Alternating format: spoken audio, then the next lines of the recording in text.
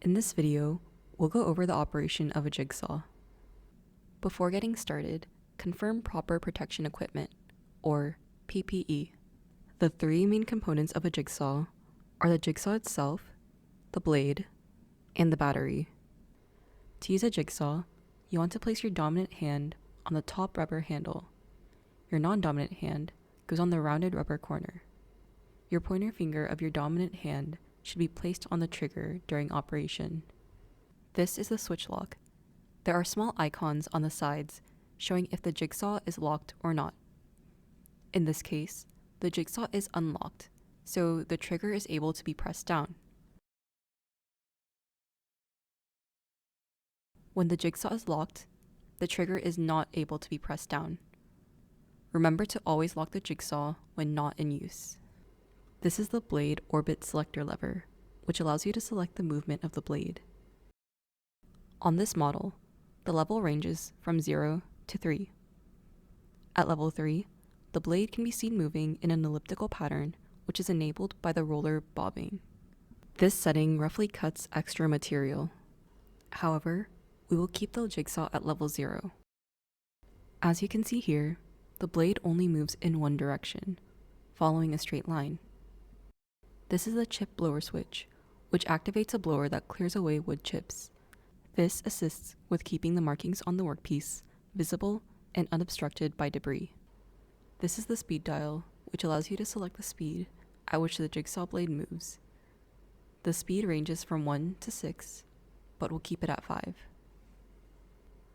This is the blade release lever, which allows you to open the blade receptacle to insert the blade. When selecting a jigsaw blade, consider the material you are cutting. For example, wood is relatively soft, so a blade with larger teeth and wider gaps is suitable. However, metal is much harder and requires a blade with smaller teeth and narrow gaps to remove less material with each pass. When holding the tool, always hold the flat of the blade or the T-shaped end. To insert the blade, open the blade receptacle by pulling the blade release lever. Insert the T-shaped end into the blade receptacle. The flat of the blade should glide along the roller between its grooves, and the bump out of the T-shaped end should be hidden within the receptacle. To lock the blade, let go of the blade release lever and gently tug on the flat of the blade to ensure it is locked. In this view, we can see that the blade first goes through the plastic slot and then into the blade receptacle. In this view, we can see the blade rolling on the roller before entering the blade receptacle. Finally, push the prepared jigsaw into the battery. Here, we can see that the battery is correctly inserted and the jigsaw can be powered on. This is a clamp which holds down workpieces. To open the clamp or make large adjustments, hold down the small black lever. To fully secure the clamp onto the material, squeeze down on the larger black lever. When setting up the workpiece, ensure that the smaller part of the material is the overhang, regardless of which side is the part being cut to size. We do not want the overhang to be larger than the material that is clamped to the table. When clamping the workpiece to a table, ensure that there is a 2 to 3 inch overhang between the table's edge and marked line. This prevents you from accidentally cutting into the table. To ensure a stable work area, always clamp down the workpiece. Using only 2 clamps near the front can cause wobbling, making power tool operation unsafe. To prevent wobbling, use a 3rd clamp towards the far end of the workpiece for maximum stability. Once clamped, always test the setup by applying body weight to the overhang. If the workpiece remains firm, it is safely secured. Next, ensure the jigsaw does not interfere with the clamps by lining up the jigsaw blade with the beginning and end of the cutting line. As demonstrated, the foot of the jigsaw must not interfere with the clamps. While operating the jigsaw, our standing position is also important. If the overhang is short, standing behind or to the side of a jigsaw is acceptable. However, if the overhang is much larger, we must stand behind the jigsaw. We cannot stand to the side of the jigsaw when our reach is overextended because it would limit our control of the tool.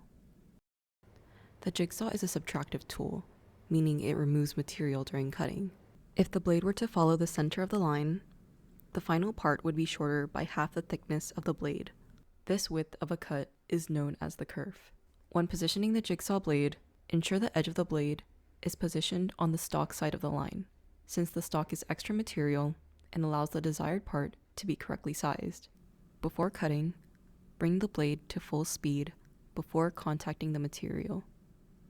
If the blade contacts the workpiece before the jigsaw starts, the jigsaw will jump, which can reduce control. When cutting, make sure the jigsaw foot is parallel and in contact with the workpiece surface. The foot of the jigsaw should glide along the top surface of the workpiece. The foot should not be tilted during cutting. When operating the jigsaw, fully press down on the trigger and use your dominant hand to apply downward and forward force to the jigsaw. The non-dominant hand supports these motions. If the cutoff side is at least 4 to 6 inches wide, then a person can have their hand sufficiently far from the cutting blade to catch the cutoff. The hand should approach from behind the blade, never in front of the blade. Conversely, if the cutoff is less than 4 to 6 inches wide, do not have a person hold the cutoff. Instead, let the cutoff drop to the floor. Now, we'll look at a few additional techniques. When the material being cut is thin or flexible, like this piece of plastic, use a sacrificial piece of material for support at the cutting line. This is necessary for the cut line to be 2 to 3 inches from the table edge. It is fine if the jigsaw blade cuts into this sacrificial piece of material. Now, it is much more stable for jigsaw cutting. As always, ensure the jigsaw foot does not interfere with the clamps. Now, the plastic is ready to be cut. Since the blade is relatively short and thin, it can be used to cut large, sweeping curves.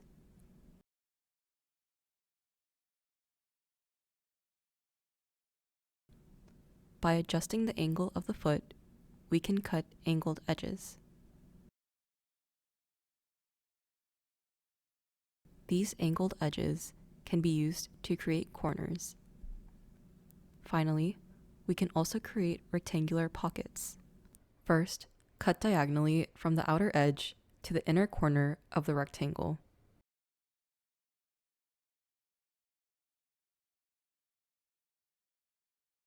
Next, make another diagonal cut from the other outer edge to the inner corner of the rectangle.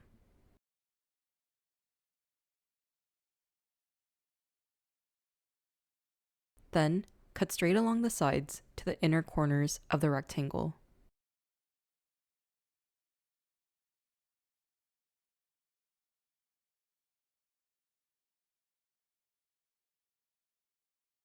After, start cutting a small curve into the remaining triangular piece, and then, halfway through the cut, bring the blade into contact with the straight edge of the rectangle.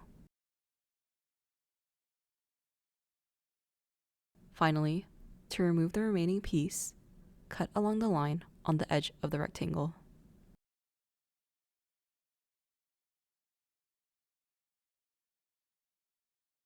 Now, you're ready for many future projects. Thank you for watching.